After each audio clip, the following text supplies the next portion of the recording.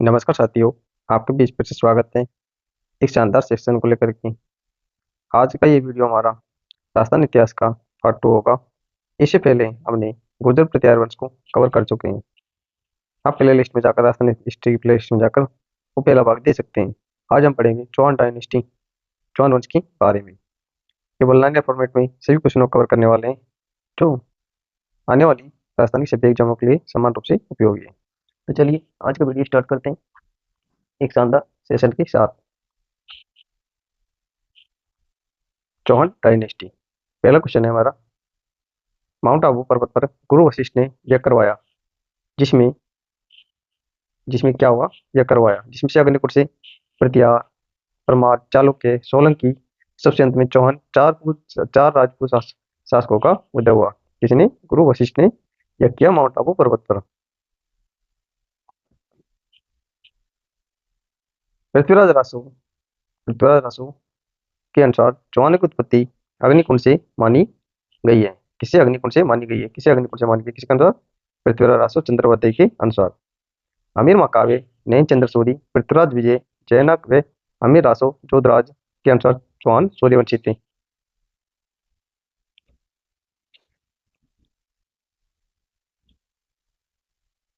अमीर मकावे का, नयन चंद्र सूरी का क्या है, कौन सा है? अमीर मकावे। पृथ्वीराज विजय, जयनक का, अमीर रासो जोधराज का, जो क्या मानते हैं? चौहानों को सूर्यवंशी मानते हैं। डॉक्टर गौरीशंकर ओझा ने भी चौहानों को सूर्यवंशी माना है। बिजोलिया शिलालेख 1170 ईस्वी सोमेश्वर से संबंधित है। इसके आधार पर डॉक्टर दशरथ शर्मा के भंडारकर ने चौहानों को वत्स गोत्रीय ब्राह्मण बताया है। क्या बताया? वत्स गोत्रीय ब्राह्मण या ब्राह्मण वंशीय कहा है। डॉक्टर शर्मा की पुस्तक द अर्ली चौहान डायनेस्टी है। द अर्ली चौहान डायनेस्टी है। कर्नल चिमटोड व डॉक्टर स्मिथ ने इन्हें विदेशी माना है। डॉक्टर भंडारकर ने चाहमानों को खज जाति से संबंधित माना है। डॉक्टर भंडारकर ने क्या माना है? चाहमानों को खज जाति से संबंधित माना है। शिवाड़ी के लेख पाली में चौहानों को इंद्र के वंशज माना गया है। 1177 ईस्वी के हांसी अभिलेख माउंट आबू के चंद्रावर्ती में अचलेश्वर मंदिर अभिलेख में चौहानों को चंद्रवंशी बताया गया है। क्या बताया गया? चंद्रवंशी। चंद्रवंशी बताया किसमें? हांसी अभिलेख और माउंट आबू के चंद्रावती में अचलेश्वर मंदिर में अभिलेखों में चौहानों को क्या बताया गया? चंद्रवंशी बताया गया है। बांटों और चारणों की वंशावलियों और ख्यातों ने चौहानों को क्या माना है? अग्निवंशी माना है। इसका मूल आधार चंद्रवती का पृथ्वीराज रासो है। कायम खा रासो चंद्रावर्ती के लेख के अनुसार चौहानों को ब्राह्मण बताया गया है। सुंदा माता अभिलेख में चौहानों की उत्पत्ति महर्षि वशिष्ठ की आंख से बताई गई है। किसमें बताया गया है? महर्षि वशिष्ठ की आंख से चौहानों की उत्पत्ति किसमें बताई गई है? सुंदा माता अभिलेख। किसमें? सुंदा माता अभिलेख में बताई गई है।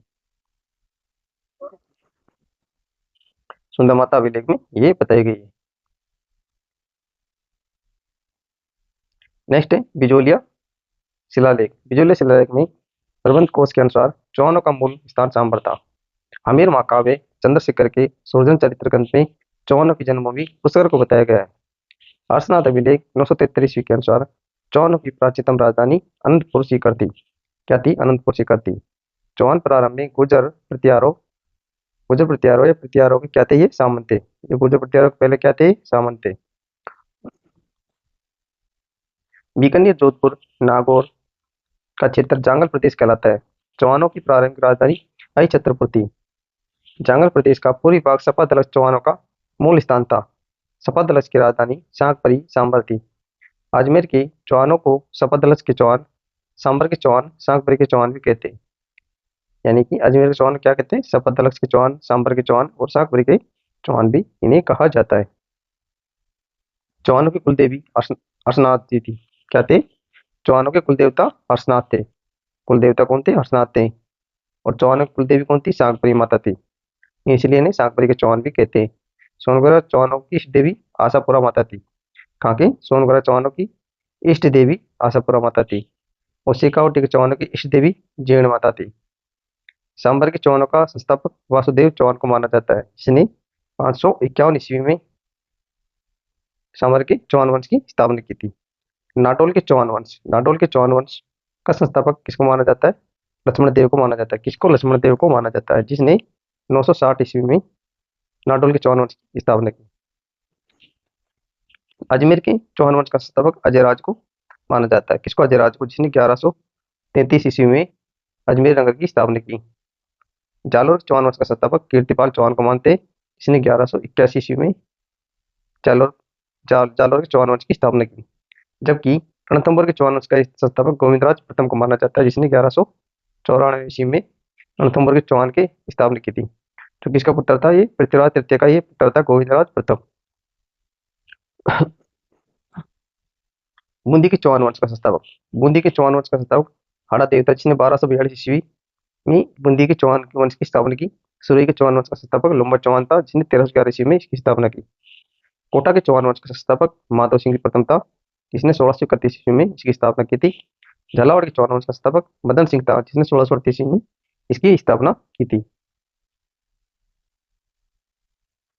अब पढ़ते हैं सागबर या सांबर के चौहान वंश। सागबरी या सांबर के चौहान वंश के बारे में। सांबर के चौहान वंश इस प्रकार है। चौहान वंश का संस्थापक मूल पुरुष व आदि पुरुष वासुदेव चौहान को कहा जाता है। चौहान वंश संस्थापक किसको कहा जाता है? मूल पुरुष आदि पुरुष चौहान वंश को वासुदेव चौहान को कहते हैं। किसको? वासुदेव चौहान कहते हैं, मूल पुरुष या आदि पुरुष। 551 ईस्वी में वासुदेव चौहान ने सांबर जयपुर में चौहान वंश की नींव रखी। वासुदेव चौहान ने सांबर झील का निर्माण करवाया। किसका सांबर झील निर्माण करवाया? इसकी जानकारी बिजोलिया का अभिलेख 1170 ईस्वी से मिलती है। किससे? 1170 ईस्वी का बिजोलिया अभिलेख से मिलती है। पृथ्वीराज विजय में जयानक के अनुसार विद्याधर ने वासुदेव सांबर को झील भेंट की। वासुदेव चौहान के समय चौहान वंश की राजधानी सांबर या सांकपरी थी। बिजोलिया शिलालेख राजशेखर के प्रबंध कोश में चौहानों का मूल स्थान सांबर व सपादलक्ष था। इसका संस्थापक वासुदेव चौहान था। कौन था? वासुदेव चौहान था। नेक्स्ट है अजमेर के चौहानों को सपादलक्ष के चौहान के उपनाम से जाना जाता है। बिजोलिया शिलालेख में से पता चलता है कि इस वंश का शासक 1817 ईस्वी के लगभग सामंत था, जो कि सैगोत्र वंश में पैदा हुआ था। इसके बाद क्रम से जयराज, विग्रहराज प्रथम, चंद्रराज प्रथम और विपिंद्रराज प्रथम उत्तराधिकारी हुए। सांबर झील पर जयपुर और जोधपुर रियासतों का साझा अधिकार था। गोविंदनाथ के बाद उसका पुत्र दुर्लभराज शासक बना, जिसने दोआब, मध्य देश, पाल क्षेत्र और गौड़ क्षेत्र तक विजय प्राप्त की। दुर्लभराज प्रथम प्रत्यार नरेश पथराज का सामंत था तथा अपने स्वामी की ओर से कन्नौज के त्रिपक्षीय संघर्ष में भाग लिया। उसने धर्मपाल को पराजित किया। दुर्लभराज प्रथम के समय चौहानों पर सर्वप्रथम मुस्लिम आक्रमण हुआ। दुर्लभराज का पुत्र गुहक प्रथम चामान का शासक था। किसका? चहामान का शासक था। नागपुर द्वितीय का सामंत भी था। गुहक प्रथम को नागभट्ट द्वितीय के राजदरबार में कन्नौज के उपलक्ष्य में वीर की उपाधि प्रदान की गई थी। गुहक प्रथम द्वारा अर्शनाथ के मंदिर सीकर में स्थित है का निर्माण करवाया गया था। अर्शनाथ मंदिर है जो वहां पर है, सीकर में स्थित है। अर्शनाथ मंदिर में वासुदेव चौहान से लेकर सिंहराज तक की वंशावलियां मिलती है। चौहानों के कुल देवता अर्शनाथ जी थे। कौन थे कुल देवता इनके? अर्शनाथ जी थे।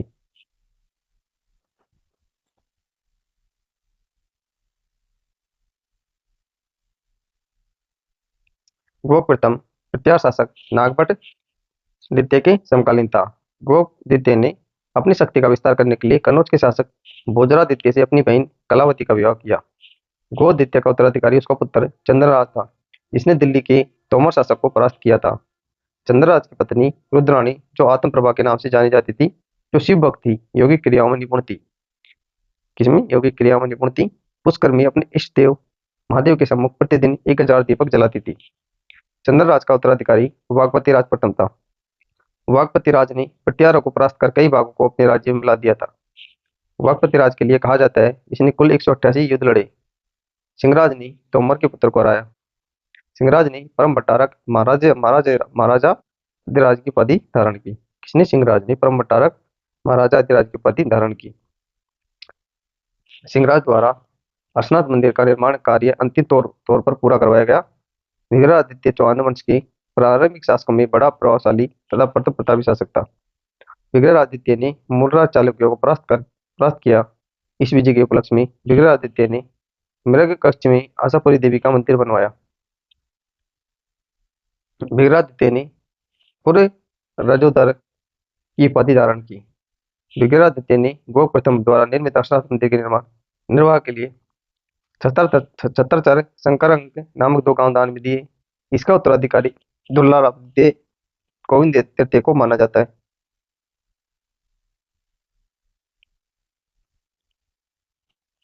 गोविंद तृतीय ने पृथ्वीराज विजय के अनुसार बेनीपट उपाधि ग्रहण की।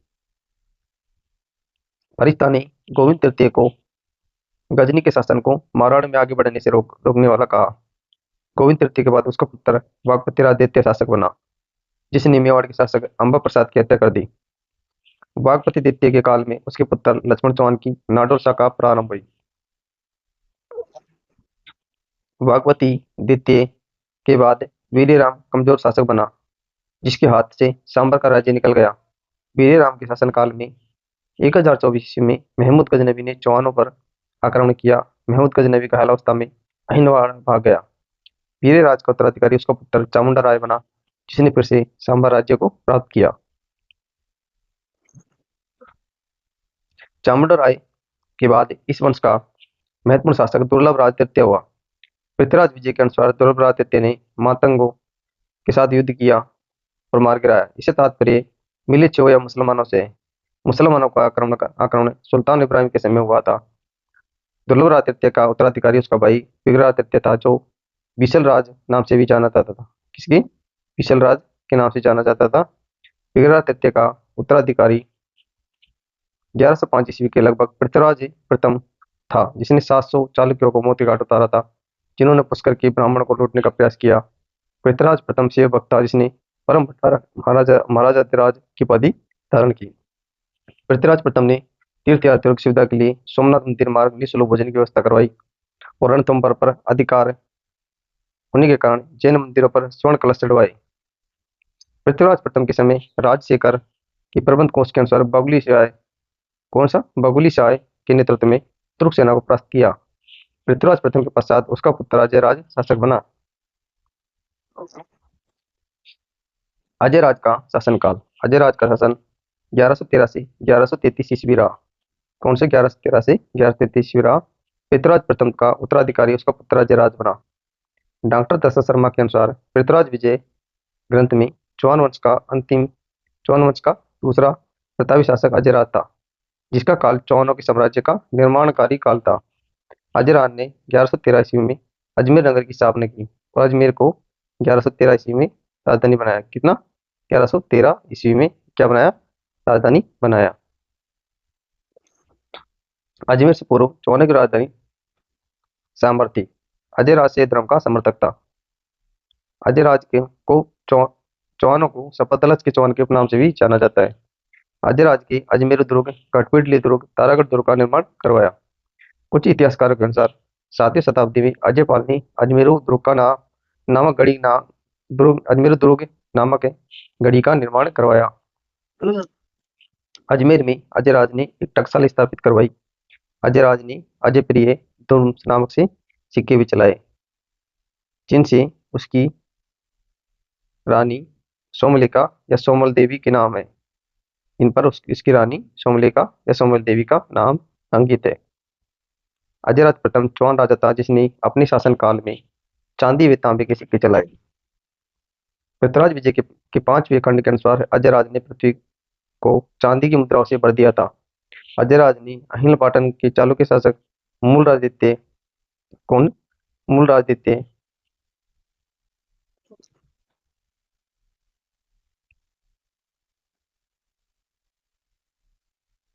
मूलराजदित्य मालवा के परमार शासक नरवर्मन को परास्त किया। किसको? नरवर्मन को परास्त किया। पृथ्वीराज विजय के अनुसार मालवा के शासक राजा नरवर्मन के सेनापति सुलाने को पराजित कर उन्हें से घोड़े की पीठ पर बांधकर अजमेर ले आया। पृथ्वीराज विजय के अनुसार अजयराज ने तुर्क सुल्तान शहाबुद्दीन को परास्त किया था।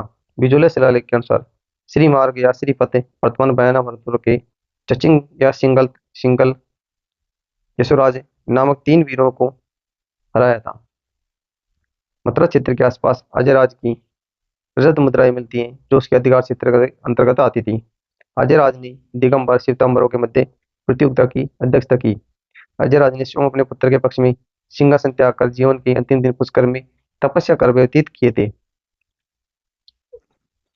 अजयराज द्वितीय को जैनक द्वारा पृथ्वीराज विजय ग्रंथ में पृथ्वी को चांदी की मुद्रा से भर देने वाला श्रेय दिया जाता है।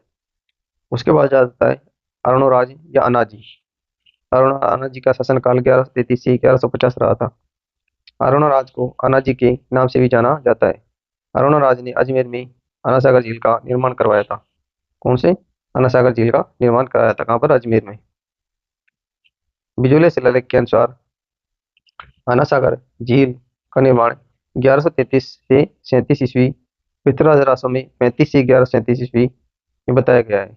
अनासागर झील का निर्माण 1137 ईस्वी में तुर्कों की सेना के संहार के बाद खून से रंगी धरती को साफ करने के लिए चंद्रा या पांडी नदी के जल को रोककर करवाया गया था। उसी चंद्रा या पांडी नदी के जल को रोककर करवाया गया था। ये झील नागपाड़ी व तारागढ़ के मध्य स्थित है। कहाँ पर? नागपाड़ी व तारागढ़ के मध्य ये स्थित है।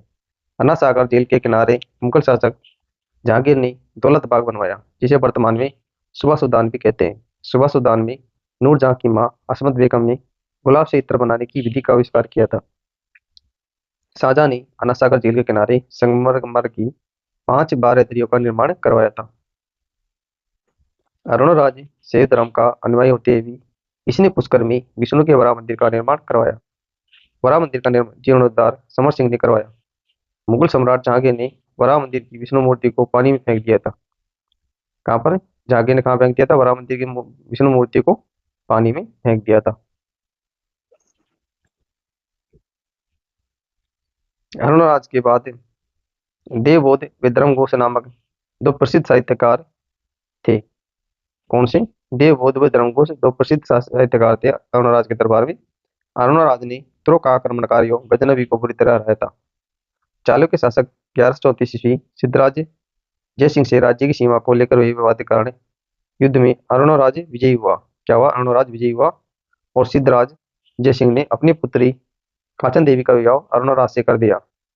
जयसिंह सूरी के प्रबंध कोश के अनुसार अरुणराज की रानी से हास्य विनोद के कारण विवाह से 54 सालों के संघर्ष हुआ, जिसमें चालुक्य शासक कुमारपाल ने आबू के निकट युद्ध में अरुणराज को हरा दिया था। कुमारपाल से विवाद समाप्त करने हेतु अरुणराज ने अपनी पुत्री जलन का विवाह कुमारपाल से किया। अरुणराज के बड़े पुत्र जगदेव ने अरुणराज की हत्या कर दी। चौहानों में पितरांतर कहलाया। अरुणराज के बड़े पुत्र जगदेव ने अरुणराज की हत्या कर दी और चौहानों का पितरांतर कहलाया।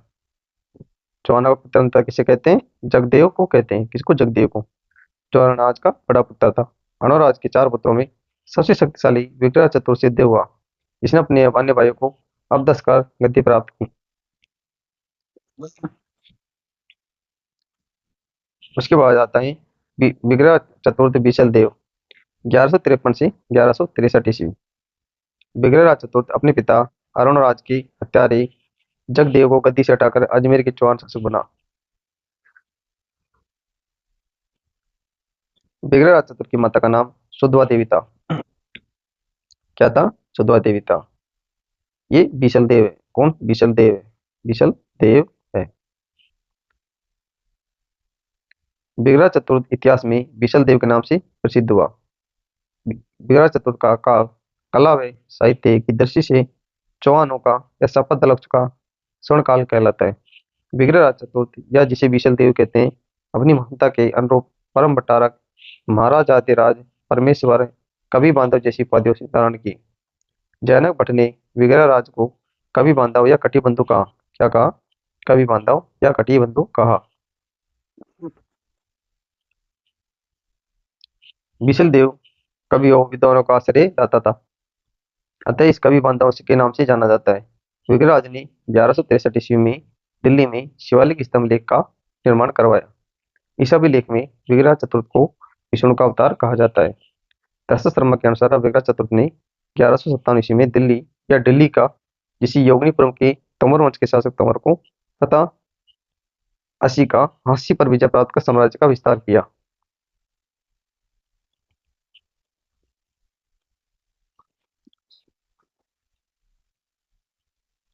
दिल्ली पर अधिकार करने वाला प्रथम चौहान शासक विग्रह चतुर्थ था।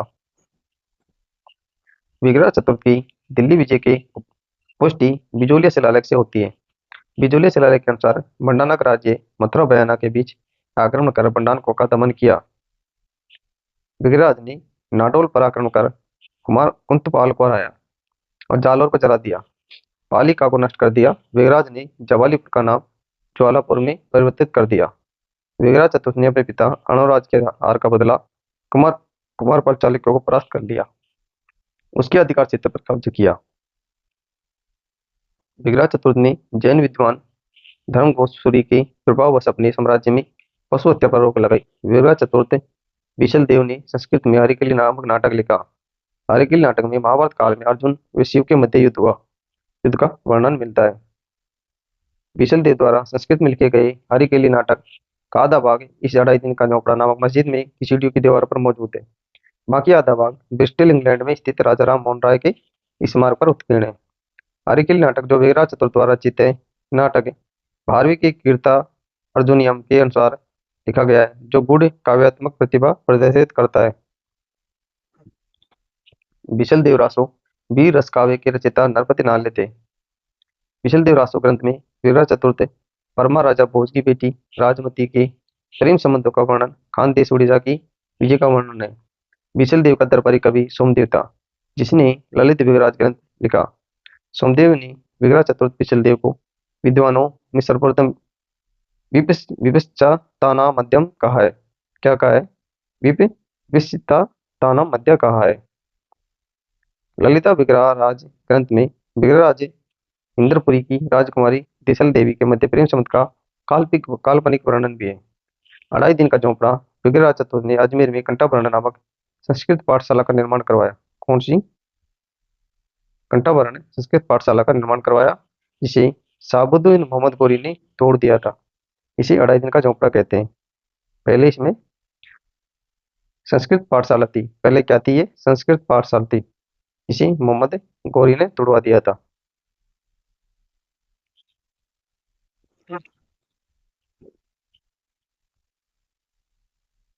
मोहम्मद गोरी के गुलाम कुतुबुद्दीन ऐबक ने लाख बख्श ने इसे तोड़वाकर 2.5 दिन का झोपड़ा का मस्जिद का निर्माण करवाया। यह फारसी अभिलेख लिखवाए। राजस्थान में प्रथम फारसी अभिलेख यहीं मिलते हैं। अबू बकर ने 2.5 दिन की इस मस्जिद का डिजाइन अबू बकर द्वारा तैयार किया गया था। किसके? अबू बकर के द्वारा तैयार किया गया था। जॉन मार्शल के अनुसार इस मस्जिद का निर्माण मात्र 2.5 दिन में किया गया, इसलिए इस मस्जिद को 2.5 दिन का झोपड़ा कहते हैं। फारसी ब्राउन इस मस्जिद के पास 2.5 दिन का मेला पंजाब के शाहपीर का उर्स लगने के कारण इसे 2.5 दिन का झोपड़ा कहते हैं। कौन कहते हैं? फारसी ब्राउन। कर्नल जेब टॉड ने 2.5 दिन के झोपड़े के लिए कहा है कि मैंने राजस्थान में इतनी प्राचीन सुरक्षित इमारत नहीं देखी। 2.5 दिन का झोपड़ा राजस्थान की पहली मस्जिद है तथा इसे 16 खंभों का महल भी कहते हैं। विग्रह चतुर्थ के काल का दूसरा सबसे महत्वपूर्ण निर्माण बीसल सर झील या बांध है, जो 12वीं शताब्दी का निर्माण करवाया था, जिसे बिचलिया कहा जाता है। विग्रह चतुर्थ ने महादेव मंदिर का निर्माण भी करवाया। शिवालिक अभिलेख के अनुसार विग्रह चतुर्थ ने गजनी के शासक खुसरो शाह को हराया और हिंदू राजा को गजनी शासक से मुक्ति दिलाई। दिल्ली शिवालिक अभिलेख के अनुसार विग्रह चतुर्थ ने मिलेच्छों या तुर्कों का समूल नाश कर हिमालय से लेकर विंध्य पर्वत तक अधिकार कर आर्यवर्त देश का नाम सार्थक किया।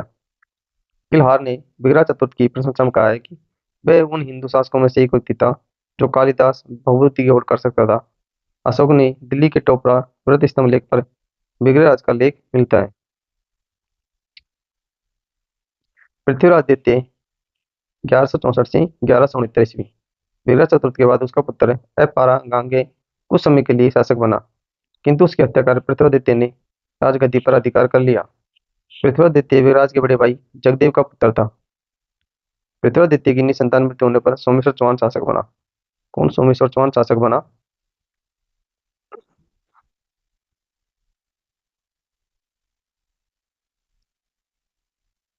सोमेश्वर चौहान 1169 से पृथ्वीराज द्वितीय तुर्की के आक्रमणों से अपने साम्राज्य की सुरक्षा करते आंसी पर अधिकार कर अपने नाम कुल वंशीय किलांडे को नियुक्त किया। पृथ्वीराज द्वितीय की निसंतान मृत्यु होने पर अजमेर के सामंतों ने सोमेश्वर चौहान को, जो कि अर्णोराज व कांचन देवी का पुत्र था, विग्रह चतुर्थ व परागंगे का भाई था, को आमंत्रित कर शासक बनाया। सोमेश्वर चौहान 1169 से 1170 ईस्वी। अर्णोराज व कांचन देवी का पुत्र सोमेश्वर चौहान पृथ्वीराज द्वितीय की निसंतान मृत्यु होने पर शाकंभरी का शासक बना। सोमेश्वर चौहान के दो भाई विग्रह चतुर्थ परगांगे था। सोमेश्वर चौहान शासक बनने से पूर्व गुजरात के जय सोम कुमार पाल का दरबारी था। सोमेश्वर वे सोमेश्वर व पत्नी कर्पूर देवी के दो पुत्र पृथ्वीराज तृतीय हरिराज था तथा पुत्री प्रथा थी। सोमेश्वर ने अपनी अपने पिता अनुराज की मूर्तियां बनवाकर नवीन मूर्ति कला को प्रोत्साहन दिया। सोमेश्वर चौहान ने प्रताप लंकेश्वर की उपाधि धारण की। 1177 में सोमेश्वर चौहान ने आबू के जय सिंह की सहायता हेतु युद्ध में भाग लिया और गुजरात के चालुक्य वंशी शासक भीमदित्य ने सोमेश्वर की हत्या कर दी। पृथ्वीराज विजय के अनुसार सोमेश्वर चौहान ने कोंकण के शिलाहार वंशी राजा मल्लिकार्जुन का वध कर दिया था। इसके उपरांत इसी स्थान पर कलचूरी नरेश ने अपनी पुत्री कर्पूर देवी का विवाह सोमेश्वर के साथ संपन्न करवाया। कर्पूर देवी जो त्रिपुरी के कलचूरी राजा अचल राज की पुत्री थी, जो 1 वर्ष के लिए सोमेश्वर की मृत्यु के बाद पृथ्वीराज चौहान तृतीय की संरक्षिका बनी थी। कुछ मान्यताओं के अनुसार दिल्ली के राजा पृथ्वीराज चौहान के नाना महाराजा अनंगपाल द्वितीय ने, जिन्होंने पृथ्वीराज चौहान को दिल्ली का प्रशासन सौंपा था, सोमेश्वर के इतिहास का स्रोत है। पृथ्वीराज चौहान तृतीय 1177 से 1192 ईस्वी। गुजरात के अहिनपाटा नामक स्थान पर पृथ्वीराज चौहान तृतीय का जन्म 1166 ईस्वी विक्रम संवत 1223 ईस्वी में ज्येष्ठ मास की द्वादशी को पृथ्वीराज विजय के अनुसार हुआ। पृथ्वीराज तृतीय के पिता सोमेश्वर चौहान, माता कर्पूर देवी थी। कर्पूर देवी दिल्ली के राजा अनंगपाल तोमर की पुत्री थी। कौन की? अनंगपाल तोमर की ये पुत्री थी।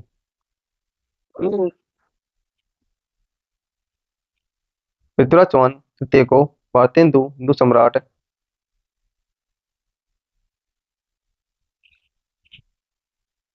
पृथ्वीराज चौहान तृतीय को भारतेश्वर हिंदू सम्राट सपा दलेश्वर दल पंगुल विश्व विजेता राय पिथौरा युद्ध में पीठ नहीं दिखाने वाला आदि उपनाम से भी जाना जाता है। 11 वर्ष की आयु में 1177 ईस्वी में पृथ्वीराज चौहान ने तृतीय का राज्याभिषेक अजमेर में हुआ। पृथ्वीराज तृतीय की संरक्षिका उनकी माता कर्पूर देवी को बनाया गया था, जो 1 वर्ष तक कार्य पर थी। पृथ्वीराज अल्पस्था और शासन की देखभाल कदमवास कैमास प्रधानमंत्री भुवन कैमल या सेनाध्यक्ष कर्पूर देवी के चाचा ने की। गौरी के आक्रमण के समय चालुक्यों को सहायता देने के विरुद्ध पृथ्वीराज तृतीय को परामर्श देने वाला मंत्री कदमवास था। पृथ्वीराज तृतीय ने अपने शासनकाल में तोमरों से लड़ाई नहीं की। क्या की? तोमरों से लड़ाई नहीं की। 1178 में पृथ्वीराज तृतीय ने सर्वप्रथम अपने चचेरे भाई नागार्जुन के विद्रोह का दमन किया। कैमास की सहायता से पृथ्वीराज तृतीय ने गुड़ापुरा, गुरुग्राम, गुड़गांव के युद्ध में पराजित किया।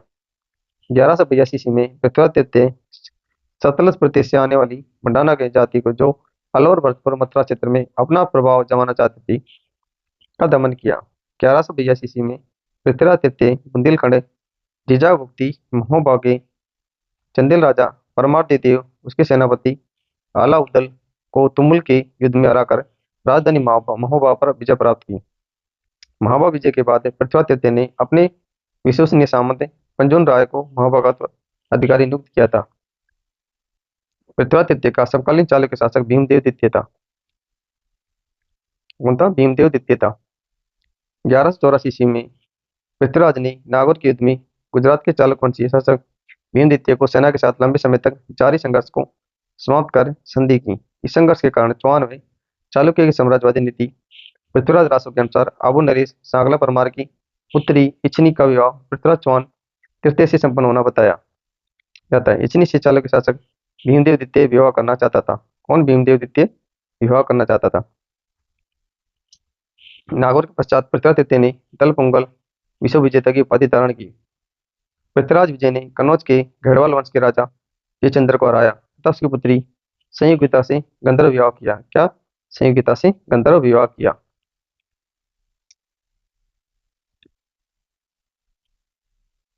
संयुक्ता पृथ्वीराज विजय संयुक्ता घेड़वाल शासक जयचंद्र की पुत्री थी।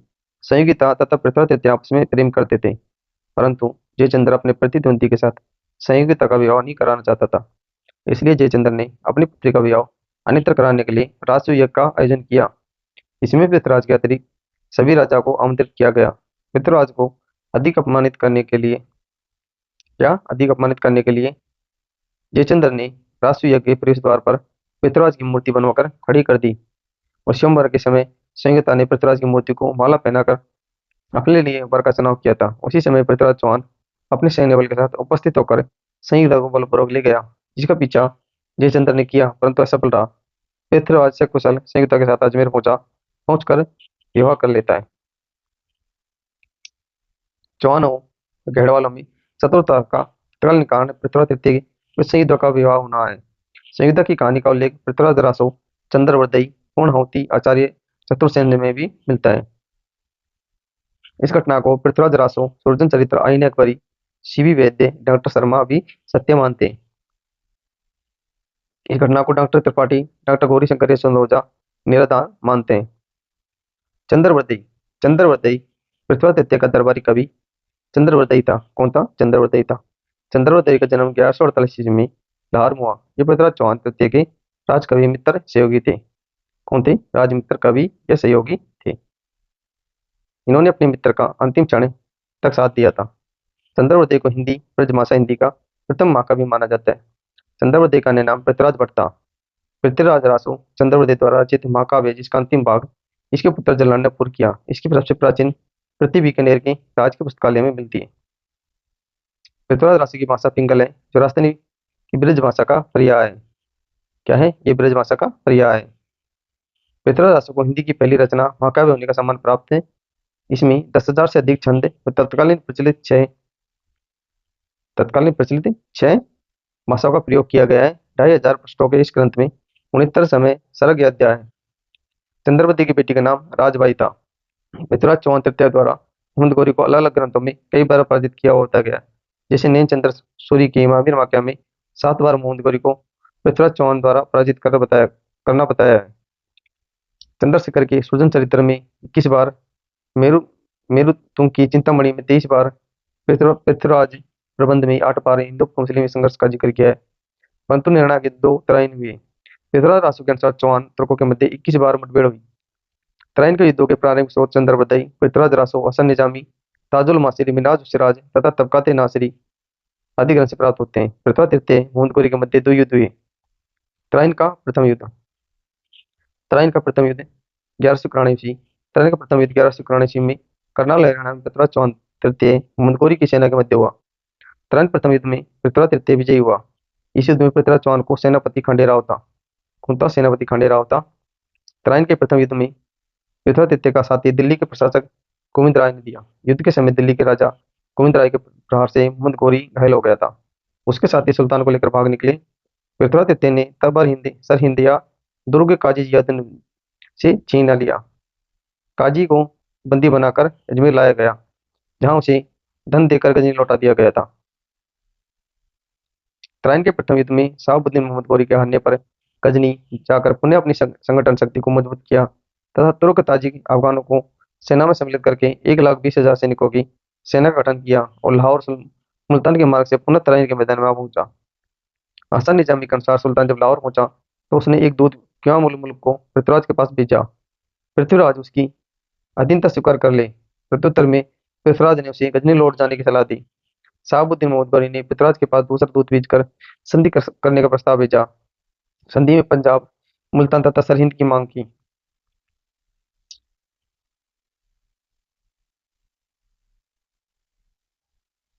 कुछ ग्रंथों में बताया गया है कि तराइन के द्वितीय युद्ध से पहले मोहम्मद गौरी ने पृथ्वीराज तृतीय के पास एक संदेश भिजवाया ताकि वे इस्लाम धर्म और मेरी अधीनता स्वीकार कर ले।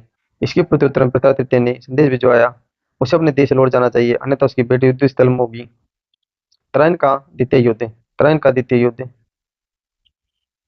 1192 ईस्वी। तराइन का द्वितीय युद्ध 1192 ईस्वी में कर्नल हरियाणा मोहम्मद गौरी पृथ्वीराज चौहान तृतीय की सेना के मध्य हुआ। तराइन के द्वितीय युद्ध में मोहम्मद गौरी की विजय होती है, पृथ्वीराज चौहान हार जाता है। तराइन तृतीय के युद्ध से पूर्व मोहम्मद गौरी ने पृथ्वीराज तृतीय के पास 2 दूत क्यों मुल्क या रुकनुद्दीन हमजा को भेजा। पृथ्वीराज का सेनाध्यक्ष उदयराज युद्ध के लिए उपयुक्त समय पर राजधानी से रवाना नहीं हो सका, जो पृथ्वीराज चौहान तृतीय की हार का कारण बना। पृथ्वीराज का सेनापति खंडेराव तराइन के युद्ध में मारा गया। पृथ्वीराज तृतीय के मंत्री सोमेश्वर प्रताप सिंह जो मोहम्मद गौरी से मिलने जा मिले, जो पृथ्वीराज की पराजय का कारण बने। तराइन के द्वितीय युद्ध के पश्चात उत्तर भारत में राजपूत काल का अंत वे दिल्ली में सल्तनत का उदय हुआ। तराइन के द्वितीय युद्ध के पश्चात कुतुबुद्दीन ऐबक ने गुलाम वंश की स्थापना की। तराइन के द्वितीय युद्ध में पृथ्वीराज चौहान का साथ मेवाड़ के समर सिंह ये दिल्ली गवर्नर गोविंद राय ने दिया। पृथ्वीराज चौहान की छतरी काबुल गजनी में बनी हुई है, जिसकी पृथ्वी राज स्मारक अजमेर के तारागढ़ दुर्ग में स्थित है। पृथ्वीराज तृतीय अजमेर के चौहान वंश का अंतिम प्रतापी राजा था। हथेली पर इससे आगे बढ़ने से पहले एक शानदार कोट है। हथेली पर रखकर नसीब तो क्यों अपना मुकद्दर ढूंढता है। हथेली पर रखकर नसीब तो क्यों अपना मुकद्दर ढूंढता है। सीख उस समुंदर से जो टकराने के लिए पत्थर ढूंढता है। सीख उसी नसीब तो अपना पत्थर ढूंढता है। इसी आशा विश्वास और एक शानदार कोटेशन के साथ आज का सेशन को यहीं समाप्त करते हैं। आज का चौहान डायनेस्टी ये मैराथन सेशन आपको कैसा लगा? अगर अच्छा लगा हो तो हमें सपोर्ट करना, और नए हो तो चैनल को सब्सक्राइब कर लेना, बेल आइकन दबा लेना और अपने साथियों को शेयर कर देना। मिलते हैं ऐसे ही राजस्थान हिस्ट्री के पार्ट 3 को लेकर के अगले वीडियो में। तब तक के लिए थैंक यू, धन्यवाद।